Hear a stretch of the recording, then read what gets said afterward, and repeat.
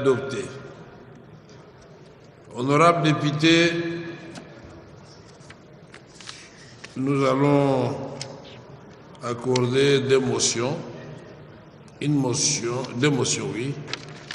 Celle formulée par Honorable Sa Majesté Zuma et Alfred Nzodomio et Ngonda Koy.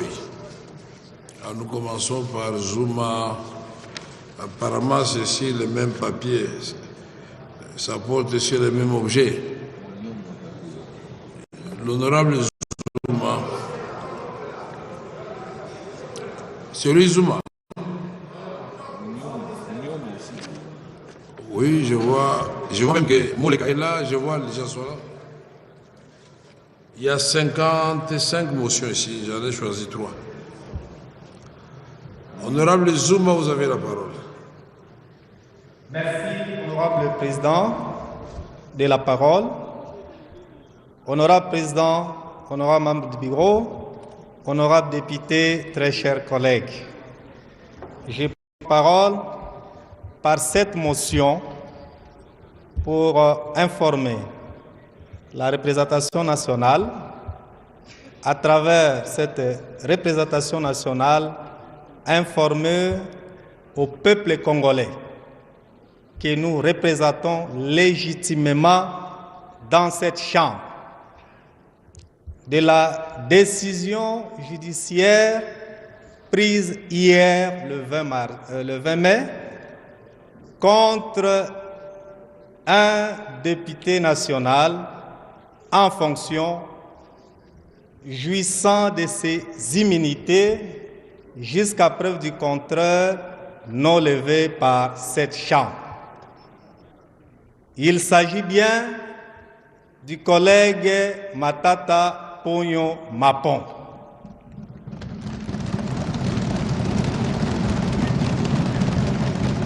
Honorable président de l'Assemblée nationale, conformément à l'article 149 de la Constitution, la justice sur toute l'étendue du territoire national est rendue au nom du peuple congolais.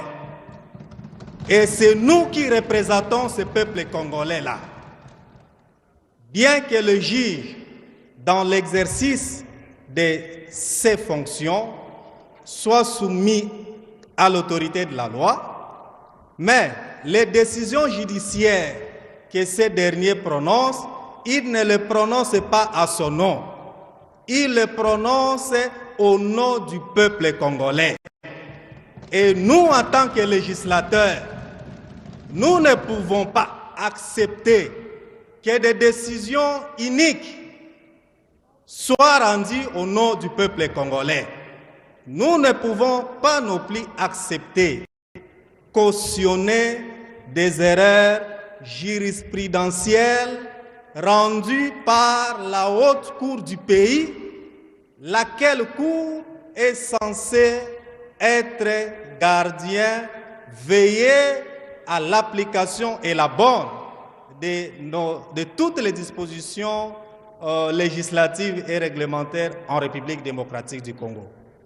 C'est pourquoi nous ne pouvons non plus, honorable président, puisque ces décisions sont rendues au nom du président de la République, ce n'est pas non plus au nom de ces juges. Ces décisions, j'allais dire exécutées. Exécutées, j'allais dire, honorable président, puisque ces décisions sont exécutées au nom du président de la République. Nous, en tant que représentation nationale, la seule qui avons été élus aux côtés du président de la République, au nom duquel ces décisions sont censées être exécutées, n'acceptons pas, honorable président, que des décisions iniques, entachées d'irrégularité, soient exécutées au nom du président de la République. C'est pourquoi honorable président de l'Assemblée nationale, honorable membre du bureau, honorable député, la justice de notre pays vient de connaître un coup dur que nous n'allons non plus accepter.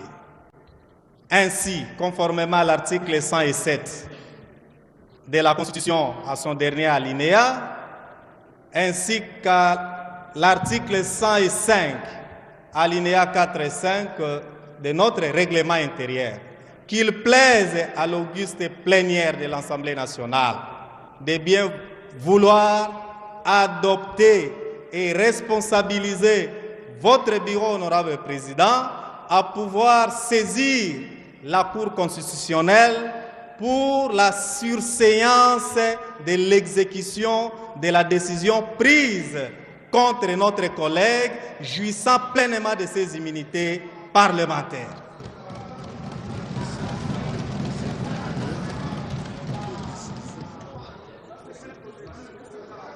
Honorable président de l'Assemblée nationale, honorable membre du bureau, honorable député, très chers collègues. Mais vous n'avez pas fini. J'ai dit honorable président. Merci. Ok, honorable Zodomio.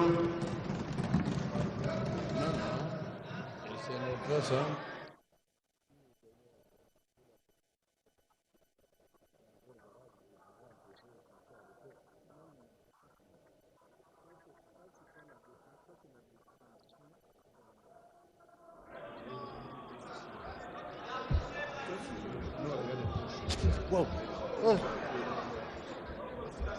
Pour raison.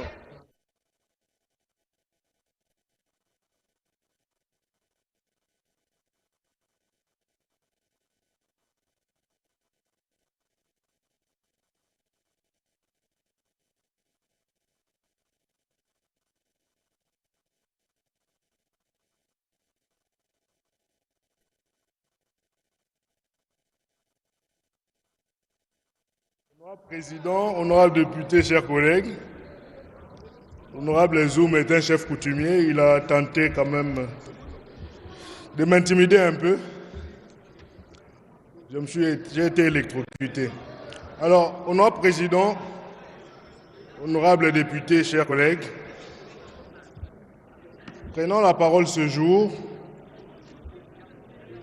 honorable Président, je m'interroge sur une situation qui concerne principalement les victimes de Kisangani, les victimes de la guerre d'agression qu'a connue la RDC.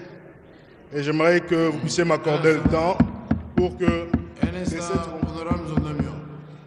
Comme vous aviez inscrit vos noms sur le même papier, je croyais que c'était la même motion. Terminons d'abord avec la première motion pour vous asseoir. Alors, souffrez que je puisse alors aborder la motion d'hier. La motion dans le même sens que l'honorable Zouma. Honorable Président, le juriste que nous sommes, nous nous interrogeons. Nous nous interrogeons effectivement parce qu'il est vrai que les décisions de la Cour constitutionnelle sont exécutoires et s'oppose au pouvoir public, eh bien, c'est le principe. Le droit résidant dans les nuances, il était nécessaire de comprendre l'essence de l'intervention de l'honorable Zouma qui sollicitait de la plénière, au vu de la décision rendue, que nous puissions nous prononcer, puisque nous en avons le droit, et ça c'est le constituant qui nous le donne, de suspendre la détention du collègue. Ça c'est la nuance, et c'est dans ce sens qu'il fallait le comprendre, et cela ressort de l'esprit de l'article 107 en son dernier alinéa. Maintenant, honorable Président, nous nous interrogeons parce que nous sommes sortis de l'école de droit non sans distinction. Comment se fait-il que vous avez parlé à plusieurs reprises, vous avez écrit au nom de cette représentation nationale et en écrivant, vous vous êtes effectivement interrogé parce qu'aujourd'hui, c'est l'ensemble des députés qui sont en insécurité juridique. Nous nous interrogeons. Notre juge naturel, c'est le juge de cassation. Et pour qu'il nous poursuive, il faut une double levée d'immunité, c'est-à-dire la levée de notre responsabilité et la levée de notre inviolabilité. C'est ce que dit, n'est-ce pas, les théories de droit en matière des immunités. Et le juge de l'ancien Premier ministre, à en croire l'arrêt en interprétation de la Cour constitutionnelle, donc la Cour constitutionnelle, a poursuivi un ancien Premier ministre sans que le Congrès ne se réunisse et que le Congrès le mette en accusation. Ce sont là ce que nous pouvons considérer comme des risques épistémiques et même, je dirais, juridiques que la Haute Cour a voulu enseimer au travers de son arrêt rendu hier. Il est vrai, honorable président, qu'aujourd'hui, nous ne pouvons pas débattre des arrêts de la Cour, mais il n'est pas moins vrai non plus que nous devons prendre nos responsabilités face à l'histoire. Honorable président, la sagesse ancienne, que pour lutter contre une érosion, il faut assister le voisin menacé des têtes d'érosion. C'est bien parce qu'on a des experts ici, le DG de l'OVD qui est venu. Aujourd'hui, plus nous laissons des maisons être emportées, mais plus l'érosion devient grande et en fin de compte, on va se retrouver ici, nous serons sans main-d'œuvre, vous y compris, honorable président, et il n'y aura personne pour assister qui que ce soit. Évitons d'arriver à cela. On vous a fait confiance, nous faisons confiance au président de la République, mais n'oublions pas que la politique que nous faisons, nous devons la faire avec beaucoup d'humilité. Je suis de la majorité, nous défendons le président de la République, il a fait appel, n'est-ce pas, au-delà de la lutte contre l'impunité, à l'idée de la cohésion nationale. Nous devons, honorable président, honorable député, sortir de nos émotions individuelles, considérer la chose dans son ensemble et voir les risques que nous avons, nous, en tant que députés, et voir où est-ce que nous allons, où est-ce que le juge nous place, puisque les immunités qui est cette coque qui nous protège contre la vulnérabilité judiciaire ou juridictionnelle d'abord, on nous l'a ôté depuis hier. Nous sommes là dans une immunité théorique. Et demain ou après-demain, tout le monde peut tomber dans le même filet et il n'y aura personne pour le protéger. Et je conclus en disant et en répétant ce que j'ai toujours dit, que devant le tribunal de l'histoire, honorable président, il n'y a pas d'immunité. Je vous remercie. Merci beaucoup, honorable Zonomi. Honorable Ngondankoy.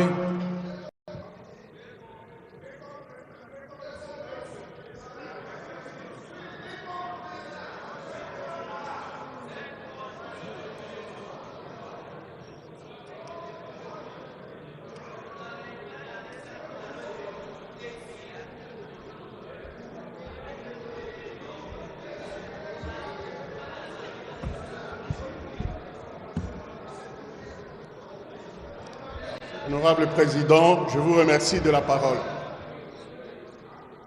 Honorable Président, honorables membres du Bureau, honorables députés nationaux et chers collègues, il est vrai que l'arrêt de la Cour constitutionnelle d'hier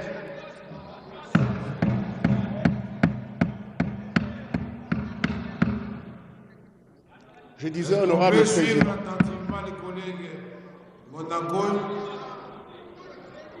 il est vrai, honorable Président, disais-je, que l'arrêt de la Cour constitutionnelle d'hier a troublé la conscience de plus d'un juriste. et en commençant par nous, les constitutionnalistes. L'équation était simple.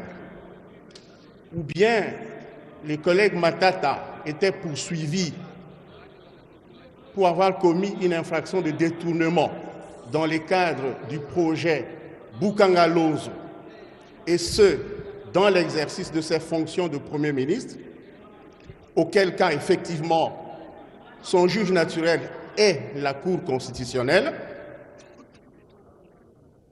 ou bien le collègue a été poursuivi comme député national et à ce titre, il n'est pas justiciable de la Cour constitutionnelle.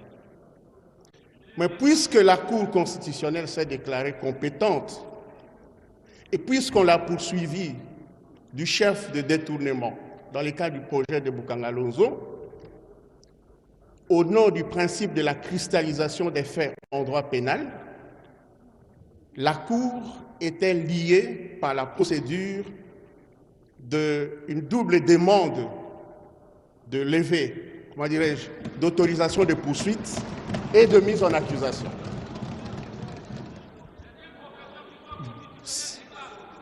Et donc, la Cour aurait dû logiquement aboutir à l'irrécevabilité de l'action du ministère public.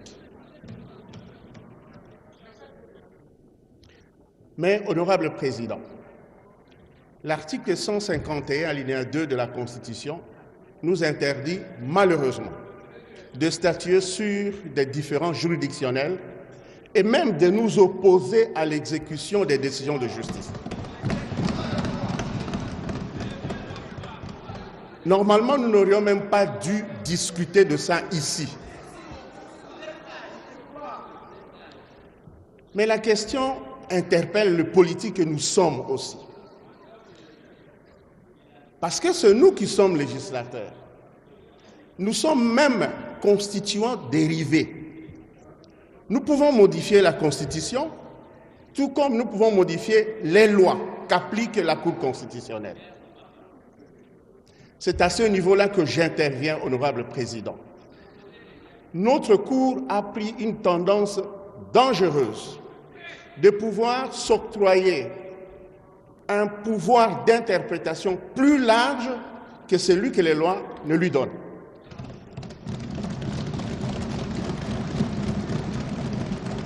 Il y a une théorie qui a été appliquée là-bas, honorable Président, que la Cour constitutionnelle est l'organe régulateur des pouvoirs publics et de la vie politique, en s'inspirant de l'exemple béninois.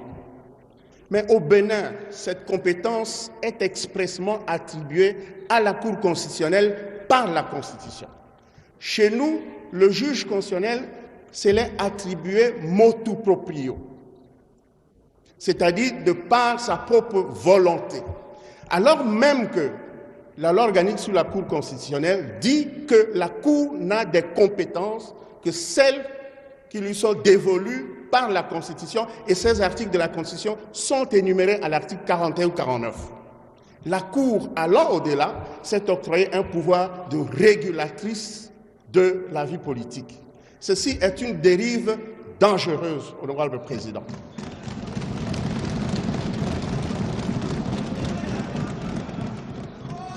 Voilà pourquoi, honorable Président, sans discuter de l'arrêt de la Cour, sans s'opposer à son exécution, la première démarche à faire, honorable Président, c'est que vous, notre Président, dans le cadre d'une réunion interinstitutionnelle présidée par le chef de l'État, que ceci soit évoqué. Et deuxièmement, oui, je suis moi-même auteur de 2 propositions de loi, aussi bien sur la Cour constitutionnelle que sur les référendums. Dans ces cadres-là, chers collègues, il faut que nous puissions prendre nos responsabilités pour dire à notre Cour ce qu'elle doit faire. Il y a une différence. Il y a une différence nette dans une démocratie entre les représentants du peuple qui édictent des normes et les juges qui ne font que les appliquer. Le juge ne peut pas se substituer au législateur pour pouvoir s'attribuer des compétences qu'il n'a pas.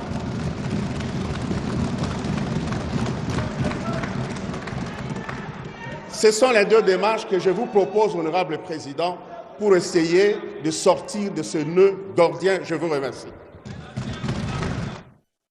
Merci, honorable Monaco. Honorable député et chers collègues, je n'ai pas l'intention d'ouvrir le débat sur cette question, d'autant plus que la Cour constitutionnelle a rendu son arrêt. L'arrêt nous sera signifié. Je comprends bien votre position, le message que vous véhiculez. La Cour constitutionnelle a rendu son arrêt. Une nouvelle étape est ouverte, mais nous n'avons pas encore été saisis, signifiés, et donc je vais inviter tout le monde d'abord au calme. Je n'ai pas le contenu de cet arrêt, et donc nous n'allons pas le commenter ici. Nous resterons dans le cadre de nos attributions en tant qu'Assemblée nationale. Croyez-moi que tout le monde s'exprimera pour faire respecter la Constitution. J'ai entendu ici de pour et de contre. Non, il y a eu une motion et moi je viens d'arrêter le débat à ce stade-ci parce que nous risquons nous-mêmes de glisser dans l'inconstitutionnalité. Si nous commençons à commenter les arrêts de la Cour et tout ça, attendons d'abord être saisis et nous poursuivrons la question. Merci beaucoup. Dans le même ordre d'idées, pour que vous soyez informés, je viens d'être saisi par le procureur général près la Cour de cassation. Vous faites du bruit, peut-être ça vous concerne. Au lieu d'écouter attentivement, on n'a pas encore cité le nom de la personne. Chacun de vous peut être concerné. Moi, je connais déjà le nom, mais vous ne connaissez pas. Alors, je viens d'être saisi par le procureur général près la Cour de cassation, au fin d'obtenir l'autorisation d'instruction contre les sieurs Constant Mutamba Ntongonga, actuellement ministre d'État, ministre de la Justice et garde des Sceaux. Et donc, honorables députés, chers collègues,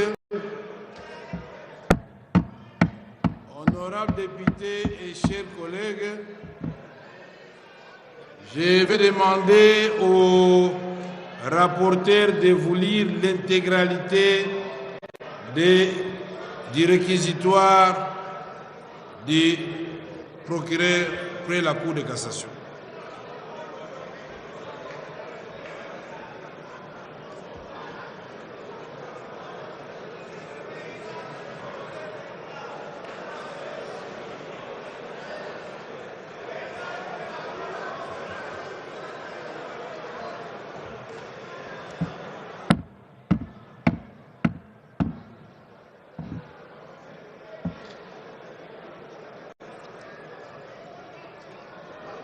Vous avez la parole, honorable rapporteur, et j'invite les députés à vous suivre attentivement. Merci beaucoup. Merci beaucoup, honorable président.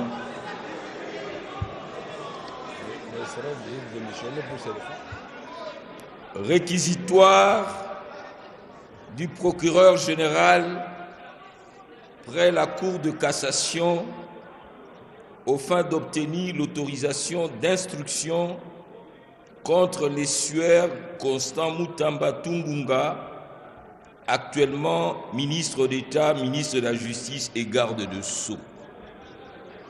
À l'honorable président de l'Assemblée nationale, aux honorables membres du bureau de l'Assemblée nationale. Et l'a dit. Est-ce que vous pouvez vraiment garder... Alors, donc, vous ne voulez pas qu'on lise? Mais alors, suivez quand même attentivement. Honorable Ladi, pouvez vous asseoir, s'il vous plaît.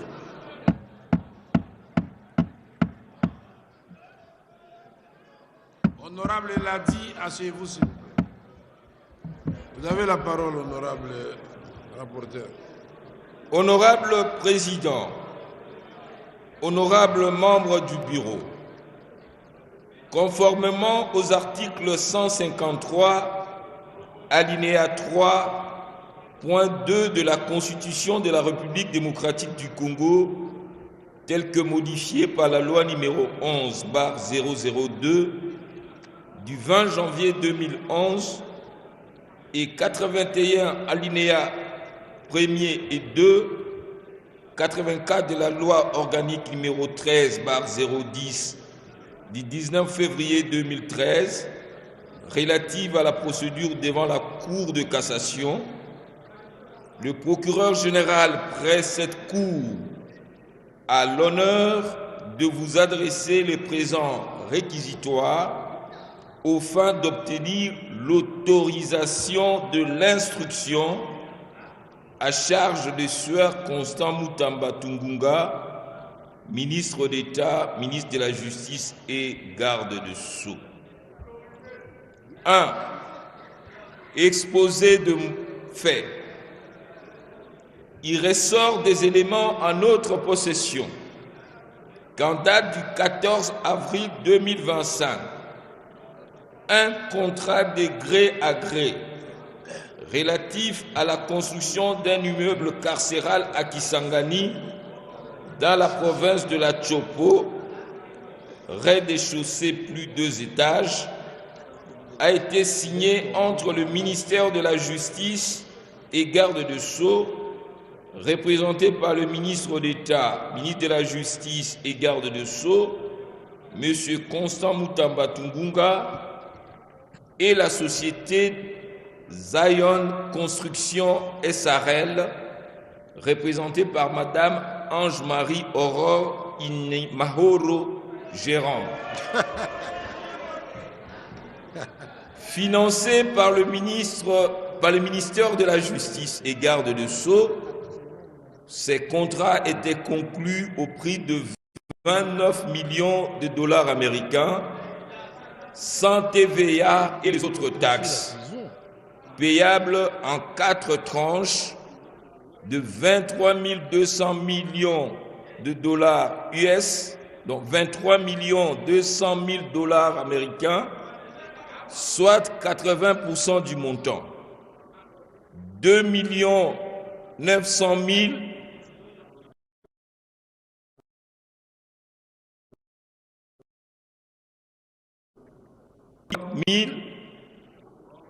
soit 5% du montant, au compte numéro 001 11 506 66 200 122 92 62 233 BCDC, ouvert en les livres de la banque Equity BCDC sous l'intitulé Zion Construction SRL. En date du 15 avril 2025, la société Zion Construction a ouvert le compte numéro 25 101-011 45 17 5001-47 en dollars en les livres de la Raw Bank sous l'intitulé Zion Construction SRL. Un jour après l'ouverture de ces comptes, soit le 16 avril 2025, un virement de l'ordre de 19 900 000 dollars américains y a été effectué sur ordre du ministre d'État, ministre de la Justice et garde de Sceaux préqualifié au titre de lancement de travaux de construction du établissement pénitentiaire. 5 fonds provenaient du compte numéro 051 01 010 248 45. Vous autres, l'opposé. Est-ce que vous pouvez vraiment vous calmer pour que nous suivions? Non, c'est pas possible. Sinon, je vais demander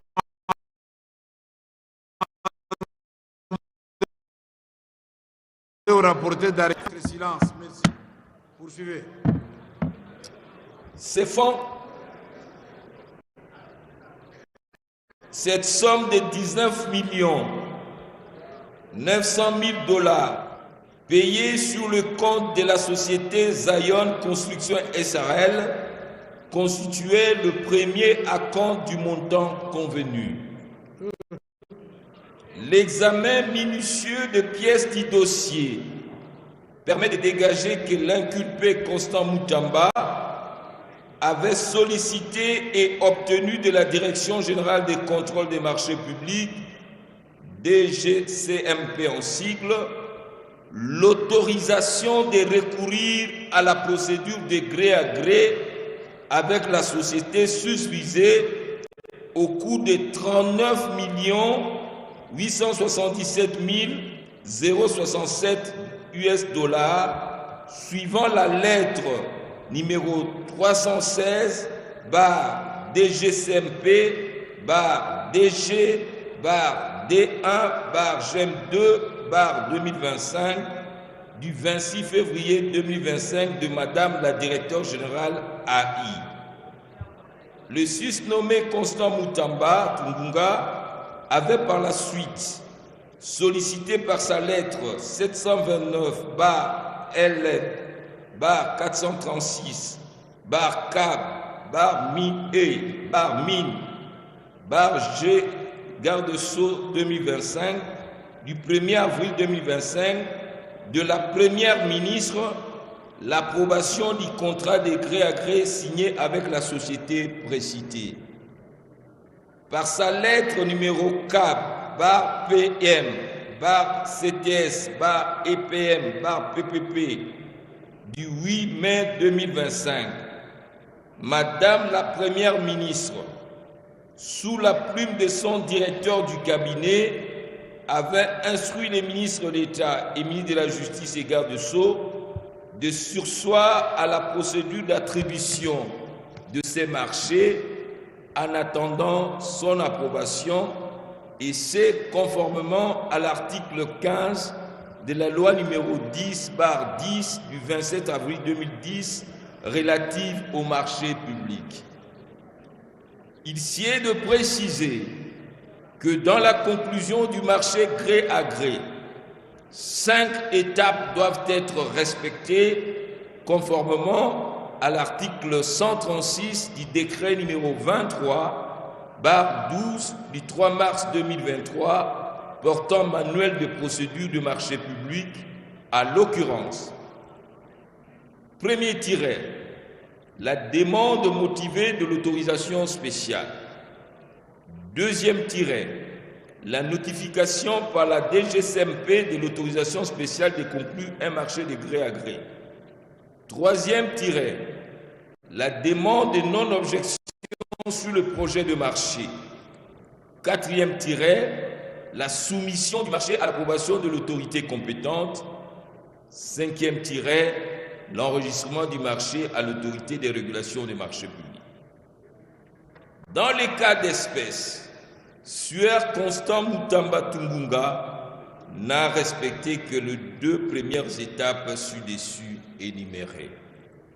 La DGCMP ne lui a accordé que l'autorisation spéciale de recourir à la procédure de gré à gré avec société au coût de 39 877 067 US $, et attendait que le ministre précité transmettre le projet de contrat pour analyse, appréciation de la régularité et éventuellement donner l'avis de non-objection. Il apparaît clairement que sans l'avis de non-objection de la GSMP, ni l'approbation de la Première ministre que le prénommé Constant Mutamba Tungunga a procédé au paiement de la somme de 19 900 000 $ américains à la société Zion Construction SRL en violation de la réglementation en vigueur. Par ailleurs, il sied de préciser que l'argent versé au compte de cette société provenait du paiement par l'Ouganda de sa condamnation en faveur de la République démocratique du Congo, suivant l'arrêt sous rôle général numéro 116 rendu par la Cour internationale de justice le 9 février 2022 et était destiné à l'indemnisation des victimes de la guerre à Kisangani ayant opposé les troupes ougandaises à celles rwandaises. Signalons que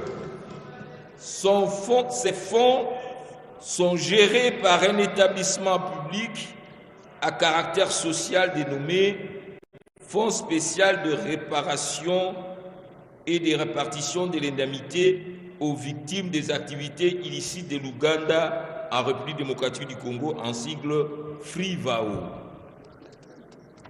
Il y a lieu de noter également que la société Zion Construction SRL n'a été enregistrée au guichet unique de création d'entreprise que le 29 mars 2024 sous le numéro KNG-RCCM-24-B-01-254 avec un capital social de 5 000 $ américains. Cette société n'a ni personnel administratif, ni personnel qualifié et n'a qu'un seul associé actif déclaré à la Direction générale des impôts. 2. Qualification légale et loi applicable. Tel qu'exposé succinctement dans leur rapport avec le droit, ces faits paraissent constituer l'infraction de détournement de deniers publics prévue et punie par l'article 145 du Code pénal livre 2 tel que modifié et complété à ces jours. Eu égard à la gravité des faits et de peines comminées par cette disposition, il est de bon droit que le ministre d'État, ministre de la Justice et garde-sceaux, M.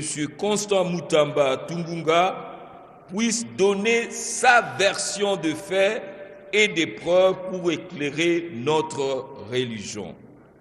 Par ces motifs qui plaisent au bureau de l'Assemblée nationale d'autoriser l'instruction à charge du ministre d'État préqualifié pour détournement de deniers publics et lui permettre ainsi de présenter ses moyens de défense. Signé Firmin Vondé Mambou, procureur général près la Cour de cassation. Je vous remercie.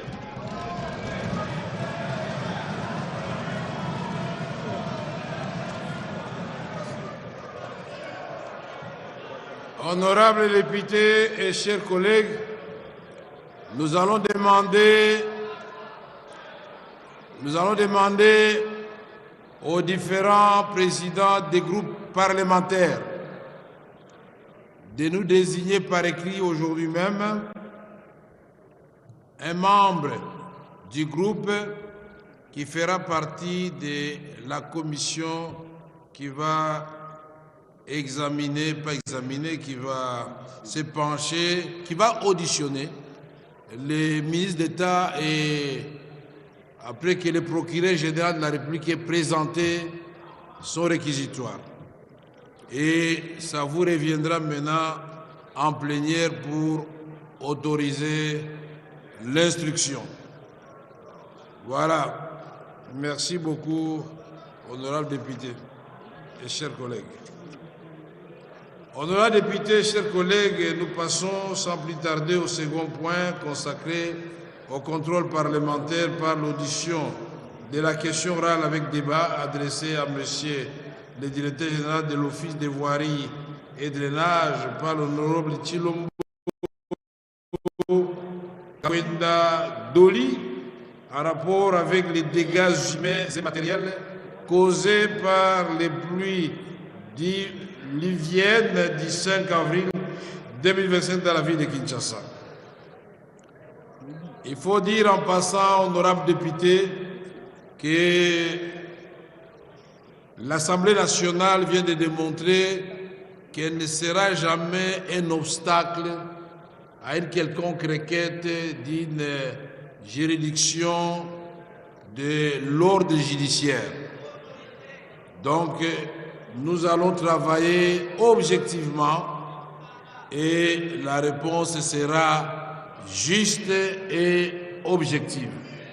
C'est cela la collaboration que nous souhaitons, nous tous. Nous remercions donc le procureur général près la Cour de cassation.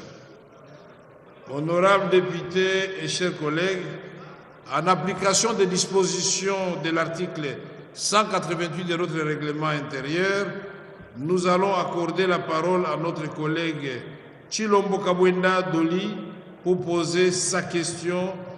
Cela dit, j'invite l'honorable Tshilombo Kabwenda Doli de prendre la parole pour poser sa question à monsieur le directeur général de l'Office de voirie et drainage. Honorable député Tshilombo, j'attire votre attention sur le fait que vous devez lire textuellement ce que vous avez écrit comme question au DG. Madame, vous avez la parole. Merci. Élise de la Chambre. Merci, honorable président, pour la parole. Honorable président de l'Assemblée nationale, honorable membre du bureau de l'Assemblée nationale, honorables députés, très estimés collègues. Je prends la parole aujourd'hui pour poser ma question orale avec débat à monsieur le directeur général de l'Office des voiries et de drainage OVD. Monsieur le directeur général, j'ai l'honneur de vous adresser cette question orale avec débat conformément à l'article 138 de la Constitution du 18 février 2006, tel que modifié et complété par la loi numéro 11/002 du 20 janvier 2011 portant révision de certains articles de la Constitution de la République démocratique du Congo et des articles 185 à 188 du règlement intérieur de l'Assemblée nationale.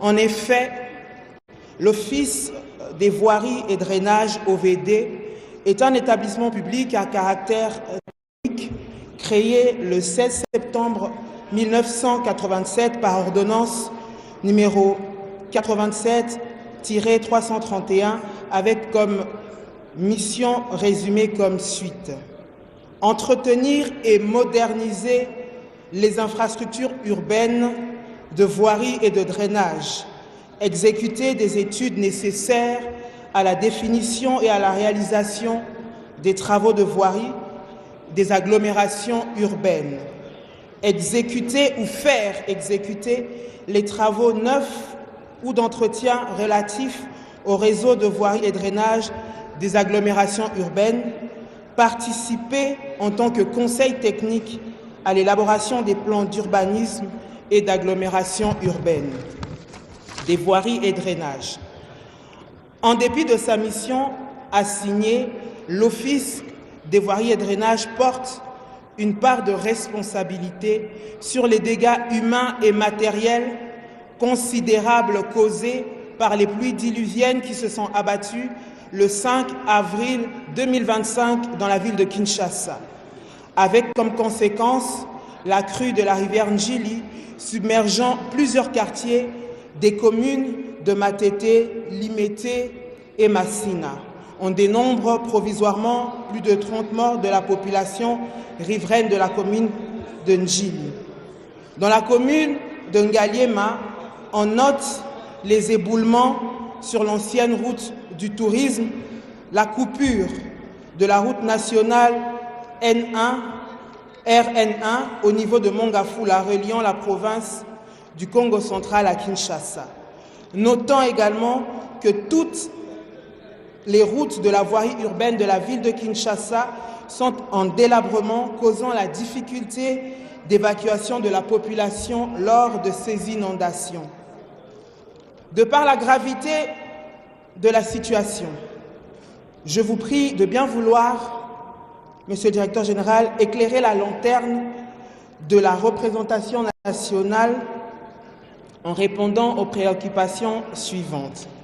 Première question. Quel est l'état de lieu de l'Office des voiries et drainages au regard de la mission assignée?